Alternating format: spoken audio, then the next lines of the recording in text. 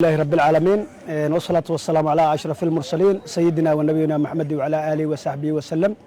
قدوميها دقمة حمر جيجب تيممك أو أما كحيجنا هذا أما كونسلك هذا هواينك لأن يردا أقول يهندا علماء الدينك هو يوينك وحافظه كالدونك كالإمادي عيدنك إلى هذا النبت جليدة نمان دتكو اسكت دوبا وحن ربا مركو رينا السلام عليكم ورحمة الله وبركاته بعد السلام aad iyo aad ay farxad noogu tahay sidii saaxiibaday ay horay u sheegeen wasiirada ila socdo iyo gudoomiyaha degmadaba aad iyo aad aan ugu faraxsanahay sida quruxda badan oo aan la arag ee saaka xamar jijab loogu soo dhaweey waa laga hadlay in subax hore ay tahay waxay tan noo muujinaysaa sida dadka heegan ay u yihiin ay u rabaan sida heegan ay ugu jiraan ay u rabaan in dawladnimada oo maanta meel fiican marayso ay gaarto meeshii ugu dambeysay oo horumar iyo dhinac walba inay gaarto reer xamar jijab inay diyaar u yihiin aad iyo aad ay noo farxad gelinay waxaan kaloo aad iyo aad ugu faraxsanahay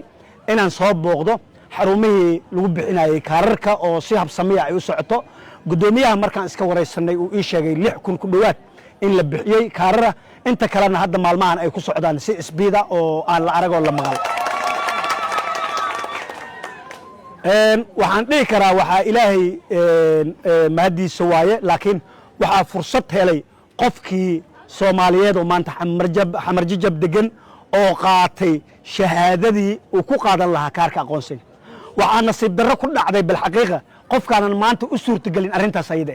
maxaa daliil u ah berri waxaa imaan doonto ayadoo dadkii la soo doortay golayaashii deegaanka la soo doortay oo dadkii aanan kaararka qaadanna ay ka shalaysan yihiin oo ay dhahayaan shalay annaka waxbaa naga qaldamay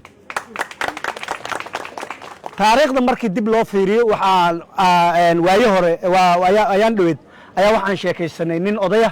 oo ilaahay subxaanahu wa tacaala dadka da'dooda ilaahay u barakeeyey wuxuu iiga sheekeeyey in doorashooyinkii Soomaaliya bersamaadkii dhacay doorasho ka mid ah 60meedii ma ahayd ma aqaan maskasoka inuu ka qayb ahaa oo dadkii wax doortay uu ka mid ahaa